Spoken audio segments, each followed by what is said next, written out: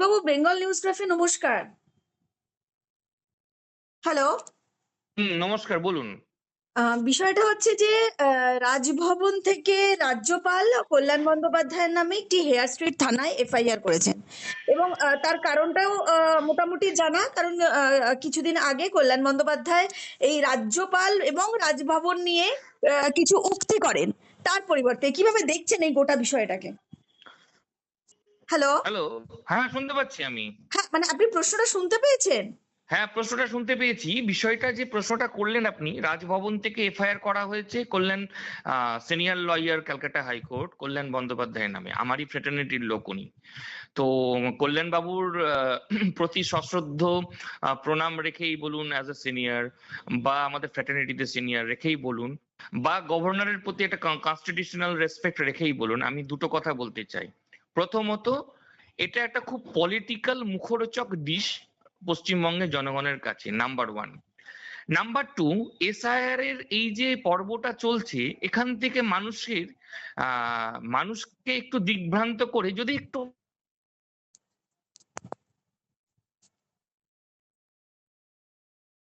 আমি বলতে পারি, আমাদের রুলিং পার্টি, আমাদের ম্যাডাম মমতা ব্যানার্জির একটা মাইলস্টোন একটা স্টেপ, গভর্নরকে একটু কাজে লাগিয়ে আর কি। এবার গভর্নর তো সেন্ট্রালের প্রতিনিধি আপনি বলবেন, হ্যাঁ অবশ্যই কনস্টিটিউশনালি আর কেন্দ্রীয় সরকারের প্রতিনিধি হিসেবে কাজ করেন গভর্নর প্রতিটা রাজ্যে ভারতবর্ষে, সংবিধান অনুযায়ী তাই। বাট যে প্রবলেমটা, এই যে মামলাটা হলো, আমি বলবো এই মামলাটা হওয়াতে প্যান্ডোরাস বক্স বলে একটা কথা বলি আমরা, এটা কিন্তু প্যান্ডোরাস বক্স খুলে গেল। কিভাবে খুললো এবং এর কনসিকোয়েন্স কি, আমি দুটো লাইনে শেষ করব। এক, গভর্নর যখন এফআইআর করলেন, গভর্নর এফআইআর করা মানে ডেফিনেটলি এফআইআর গুরুত্ব অনেকটা বেড়ে যাওয়া। দুই, এই এফআইআরটা যে সেকশন গুলো লাগানো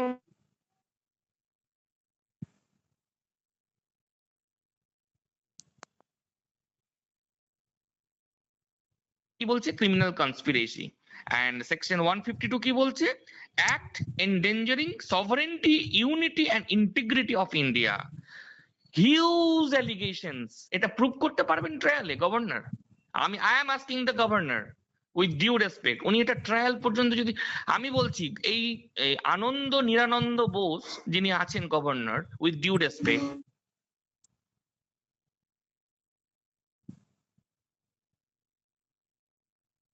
পর্যন্ত নিয়ে যান। যদি না নিয়ে যেতে পারেন, জানবো উনি নপুংসক।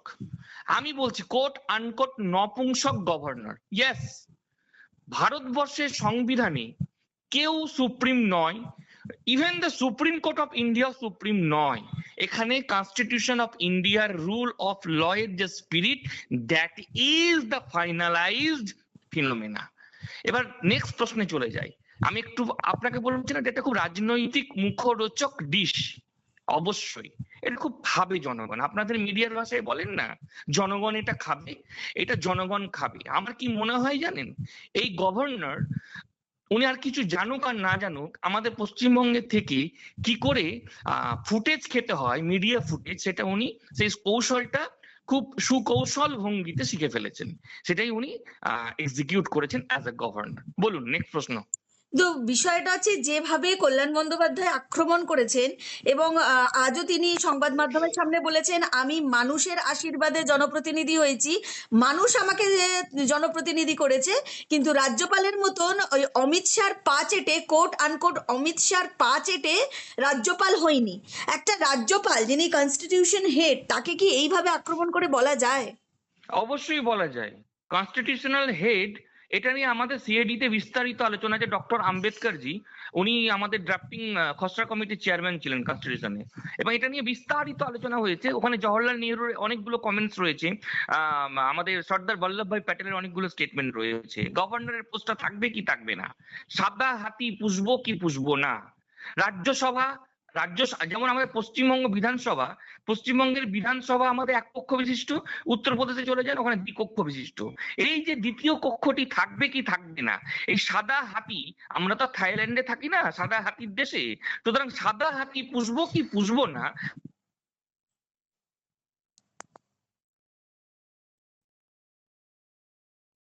and recheck the facts and the spirit and the phenomenal spirit of the constitution.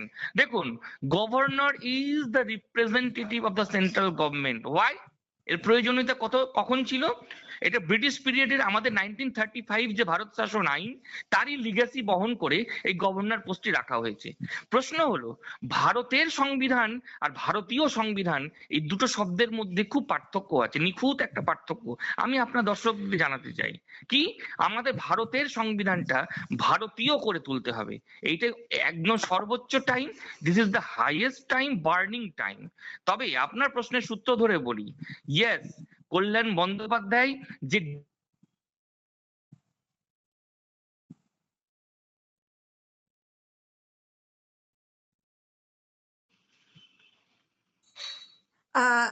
শুনতে পাচ্ছেন সুরজিৎ বাবু? হ্যাঁ, শুনতে পাচ্ছি আমি, বলুন। একদম শেষ একটা প্রশ্ন করব। এই যে এফআইআর করা হলো হেয়ার স্ট্রিট থানায়, কল্যাণ বন্দ্যোপাধ্যায় তিনিও বলছেন আমিও যাব কমপ্লেন করতে, বা আমিও যাব থানাতে। এই যে পাল্টা, মানে এই যে রাজ্যপাল ভার্সেস কল্যাণ বন্দ্যোপাধ্যায়, এই যে এফআইআর এর লড়াই চলছে, মানে এটা কি আইনজীবী হিসাবে এই মামলাটা এগোলে, মানে কল্যাণ বন্দ্যোপাধ্যায় যদি আবার যায় এফআইআর করবে, আবার এখানে রাজ্যপাল করছে, এটা ঠিক আইনজীবী হিসাবে কি বলবেন? এটা আইনজীবী